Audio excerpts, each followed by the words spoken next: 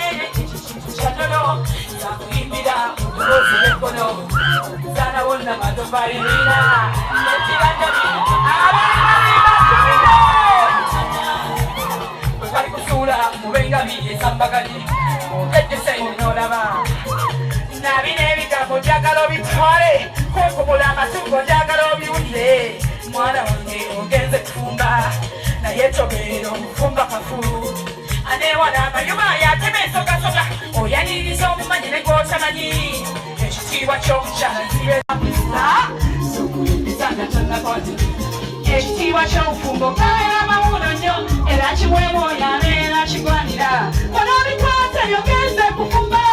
ne bakadde bwobawese ekitiibwa anti okusala kwekuba akalulukombe kuno omukwano gw'omwana guli luli kayozire kayotabula amasena nasalamusa kayozire kayotabula kuno omukwano gw'omwana guli luli kayozire kayotabula amasena labajagala nasalamusa omukwano atirikanya tovu ekusiwambwe likujijira wenyuwenyu odabako kutama sanyu lya mwana ekisulo ky'okusanyuka kyatusenza kisuna emmanya kyoloka n'abeera ketalo emyaka kyotala kufuna yakwagala nakuleeta n'embasajja n'amala akwatula kabeera ketalo kabakayisanyo kuba kujalwana jagana ngasala kuza esanyu y'omulabe kubanga gwe ne bwekubojja n'okufulumya bugenda wabweru omukolo ne gugenda mu maaso ate bwebojja Julius omukolo gukoma aligikwase Julius agende eggaba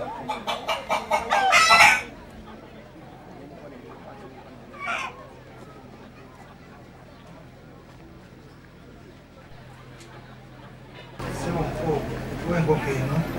akusaba okumwanya omukulu mutwale abire mukyala wange ate enkoko ng'ogiremedde kale kwata nakali kongere ne kanzu ennyingi z'obadde nazo kale ono omugagga tayinza kuviirako awo nga setula bulungi omukyayina ayiza bennyina etanayiya pampukini ya nkoko ye yaddi kaakati ono nga bw'amaze okugamba ebibye gweoyinza mugamba kigambo ki buli kiki nsanyusa okulaba wano maka gaffe era tweyanzizza nnyo ku byotuleetedde ne ku byompadde naye nkuwadde mwannyinaze oyo Nuuru mulamu bulungi ate era nga talina wadde akamogo nkusaba omukuume era mukuumagane bulungi ojja Ssemukono naawe twagala okwebaza n'ekirabo ekirungi bwe kityo nakyo kituuke ku mmeeza eyo tweyanziza nnyo tweyanzeege erikojja Fred Ssemukono weewaawo tajjanga okwo ssebo mukulu katuddeyo obuuyi buno mukulu ate tulabe enteekateeka gy'otusalira kale naye nga tuddayo pulira mwana mulenzi ono Julius mu byenjigiriza mu Uganda akwata kifo kisooka eno bagiyita nkola mpya mwana wange kyatolwakokakwase weewaawo okatambuze ssebo tweyanzenge mala tuwulire ebigambo ebyo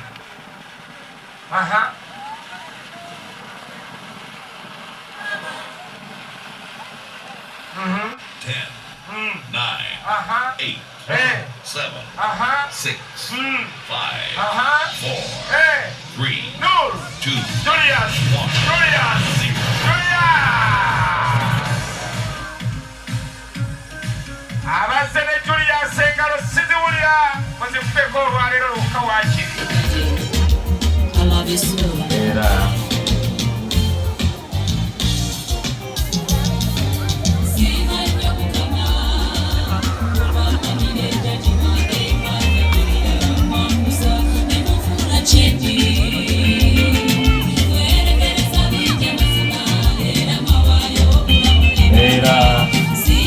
siba nnyo Mukama.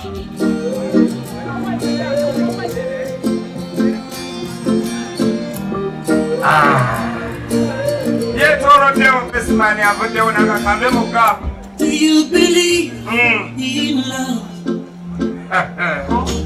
nakakubetama bamwerekeddekweno kalesa amaanyi tulyasinakwana esowaani ne munaatoleko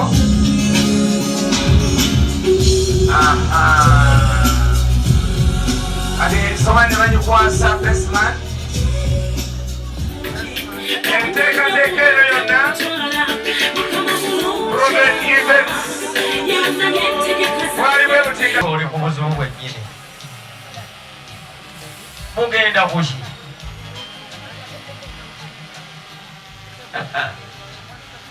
tikolamu otilindako n'oluwanika emikono bwoti gyombi Julius okukuliko empeta n'emu ebeera ku bugere ennaku zi abantu empeta bazijja ku mikono bazikweka mu bugere kuliko empeta esooka yiyo ate yegenda okusemba kati genda mu maaso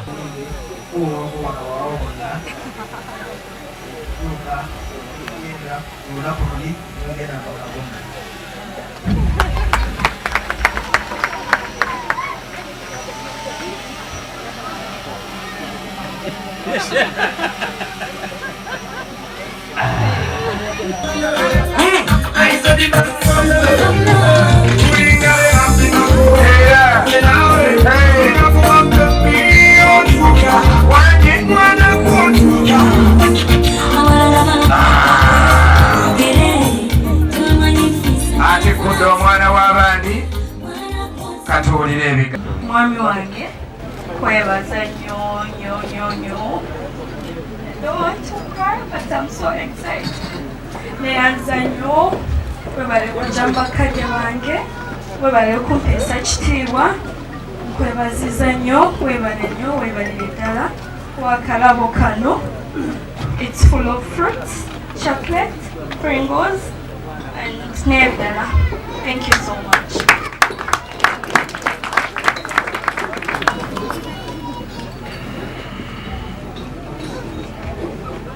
Kukoleddeyo ne kano ka package sizabu tebili expensive ya layisi by the way naye byavudde ku ntobo y'omutima gwange kusaba wekwasi Katonda mulimu akatabo kalimu self deliverance wabeerawo ezo ennaku oŋŋamba maama kikaaba leero gatufumita ezo ennaku njagala okajjeyo osomeko mulimu Bible mulimu rosary let them be your weapons bikuyambeko bijja kutuyambako ne kino kye tutandise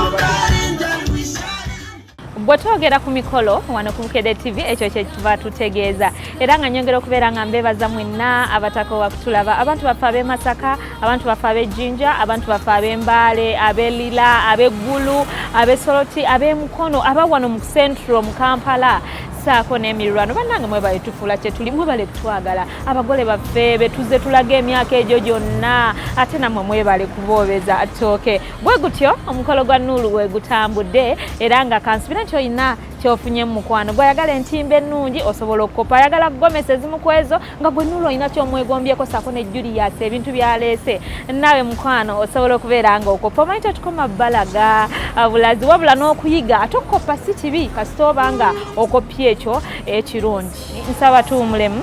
tunywe ku lwendo lw'amazzi ate era nkomewo ne peya yaffe ey'okwanjula endala